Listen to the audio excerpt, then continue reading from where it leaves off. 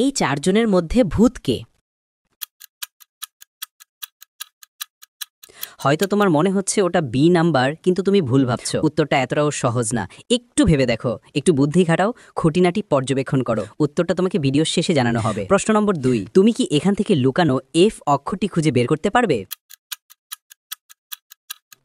যদি এফ অক্ষরটি খুঁজে পেয়ে থাকো তাহলে স্ক্রিনে ডাবল ট্যাপ করে দাও, যাতে আমি বুঝতে পারি তুমি সঠিক দেখেছ। প্রশ্ন নম্বর 3, যখন তুমি শেয়ার বাটনে যাও এবং তারপর মোর এ ট্যাপ করো, তখন প্রথমে কোন অ্যাপটা আসে? আমার মনে হয় ওটা ইমো অ্যাপ।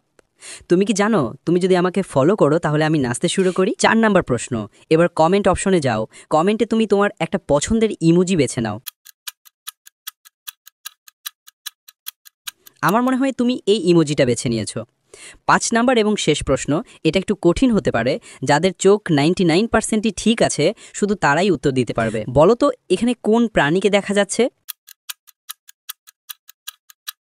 যদি তুমি দেখে থাকো তাহলে কমেন্ট করে জানাও। প্রথম প্রশ্নের উত্তর হবে, এই চারজনের মধ্যে প্রথম ব্যক্তি, মোটা লোকটি ভূত হতে পারে।